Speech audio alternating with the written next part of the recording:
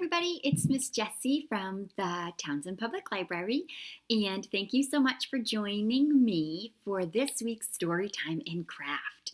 Today we are celebrating a new month. We said goodbye to January yesterday, and it is now February. So today is February 1st. Tomorrow we have a special holiday that you may have heard of before, and today my story time is all about it. It's called Groundhog's Day, and it's when a groundhog comes out from underneath his burrow and helps to predict the weather by either seeing his shadow or not seeing his shadow. So my story today is called Geoffrey Groundhog Predicts the Weather. And this story will tell us all about how he does that. One morning, after a long winter's nap, Geoffrey Groundhog popped out of his burrow to look for his shadow. It was February 2nd, Groundhog Day. Geoffrey remembered what his mother had told him. If you see your shadow on Groundhog Day, go back to sleep, because winter will last 6 more weeks. If there is no shadow, spring will soon be here. Geoffrey hurried into town to tell the newspaper that he had not seen his shadow. So, no shadow and spring is almost here. Is that it? Said Merton Moose. The story ran in that afternoon's Daily Gazette. So here's the newspaper telling everybody in town that he says no shadow and that spring is on its way. Within a few days, the weather turned warm. The snow melted and the ground thawed. Spring had truly sprung. Predicting the weather is easy, said Geoffrey. The following winter, Geoffrey dozed snug as a bug, dreaming groundhog dreams in his warm nest at the bottom of his burrow. See him sleeping, all snug.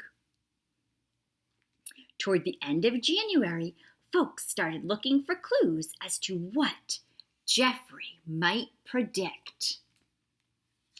So they're all starting to get excited as Groundhog's Day is getting closer. As Groundhog Day drew near, television cameras and lights were moved into place around Geoffrey's burrow. This year, everyone would be able to watch the biggest, groundhogiest Groundhog Day ever.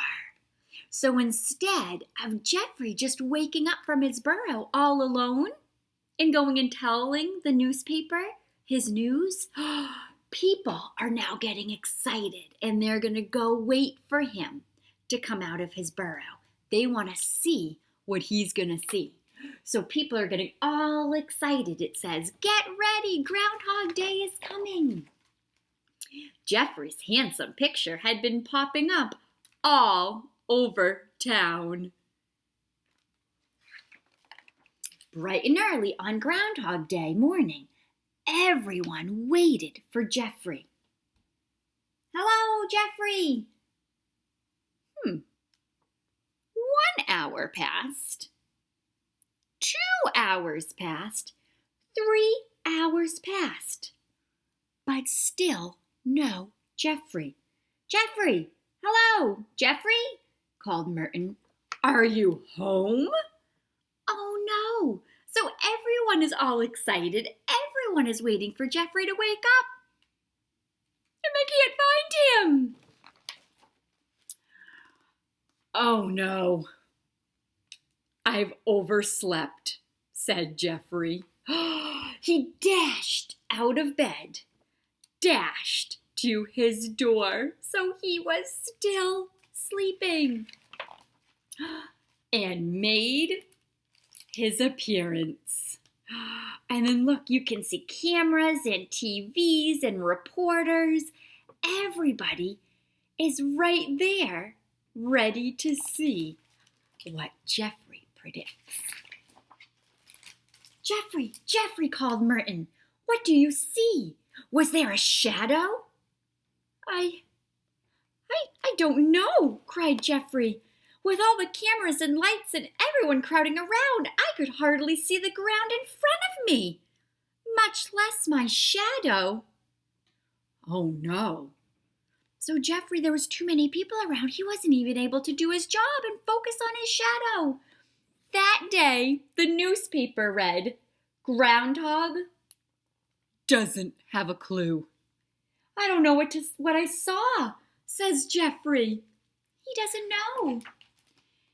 Now, things were really up in the air weather-wise. Nobody knew whether to bring out the golf clubs or the snow shovel. No one knew whether to wax the skis or the surfboard. And no one had a clue whether to plug in the electric fan or the warm heated blanket. All weather reports were canceled. No weather reports until Geoffrey makes up his mind. Oh no, so everyone is now so confused. They don't know if spring is coming or if there's still 6 more weeks of winter.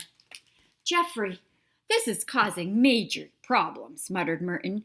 We need your prediction now. Oh, all right, moaned Geoffrey. I'll have my answer by this afternoon. That afternoon, the newspaper came out, the Daily Gazette. Geoffrey says, winter, 6 more weeks. It's official. Put spring wear away. So he's saying there's still 6 more weeks of winter. So he saw his shadow. So Geoffrey, how could you predict that the winter will last 6 more weeks? Asked Rebecca Raccoon. No one was really certain if there was a shadow or not. Did you guess? No, said Geoffrey.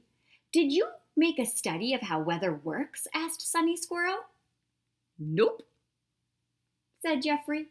To be honest, I called my mom. On Groundhog Day, she always looks for her shadow too. Whew, sighed Geoffrey. Predicting the weather is very tiring. I'd better get back to my nest for a nap.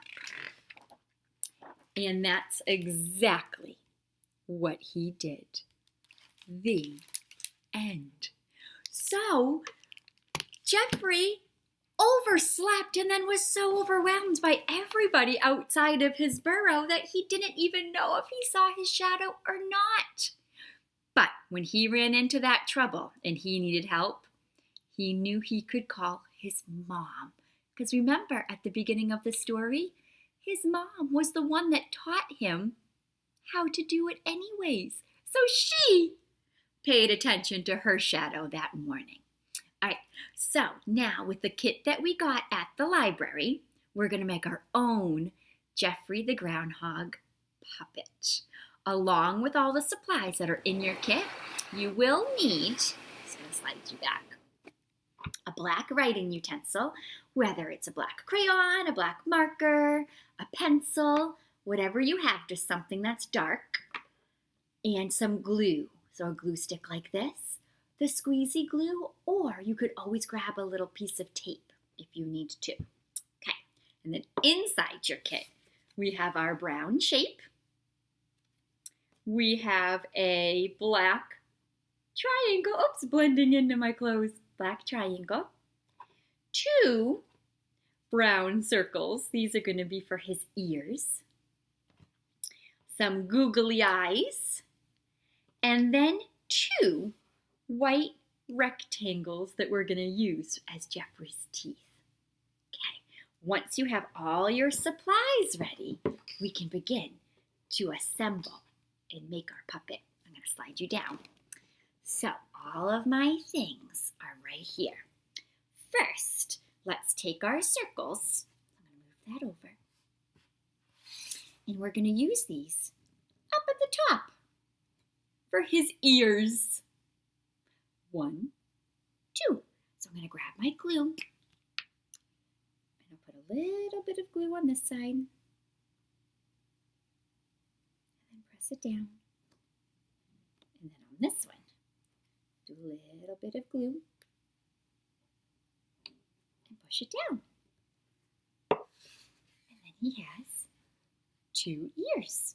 So as you're doing it, you want to hold it so that the holes are at the bottom. And then his ears go at the top. Next, let's add some eyes. So our eyes, like other times before, you can do a finger challenge and peel the sticker off the back with your finger muscles. Or you can use your glue to get it to stick. Like this. So he has 2 ears and now 2 eyes. Next, we'll use the black triangle for his nose.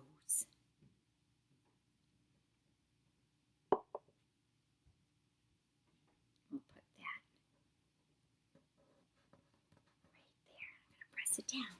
It kind of is camouflaged, but you can see his nose right here. Next, I'm going to take my black writing utensil, whatever one that you had, and we're going to draw a little line from the bottom of his nose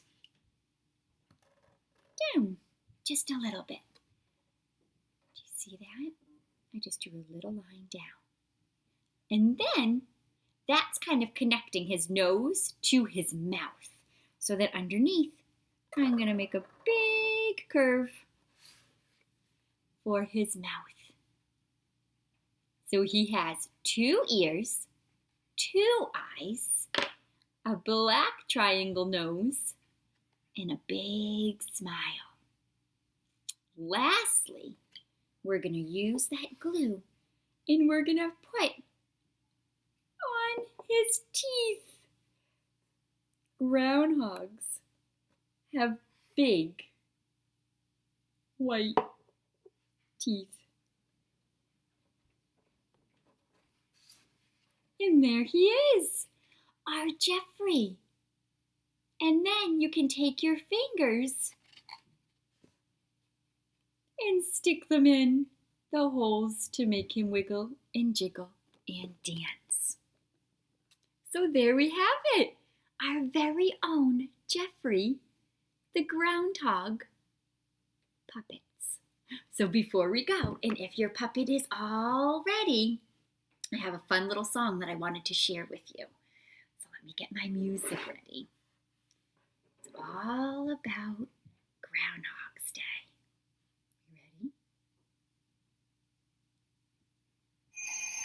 You ready? It's the alarm. He's gonna wake up. Big stretch. Well, look at the time. Is it February 2nd already? Almost. Oh, I'm a little groundhog, furry and brown. I pop my head out of my hole and look around. Look around. If I see my shadow, I'll go back down. Back down. For 6 more weeks of winter underground. So he went back down because he saw his shadow. So he's going back to sleep. Oh, I'm a little groundhog, furry and brown. Ready? I pop my head out of my hole and look around. If I don't see my shadow, I'll stay out here and enjoy an early spring this year. Good. So a good way to remember it is that if he sees his shadow, so he sees it, there are 6 more weeks of winter. And the way I remember it is that sees and 6 start with the same letter, both with S's, and they sound similar. So sees, 6 more weeks. If he does not see his shadow, he is predicting that spring is coming early. Kind of fun. We'll see what happens this year and if he's right. Well, thank you so much for joining me for this week's Storytime and Craft, and I hope to see you again real soon. Bye.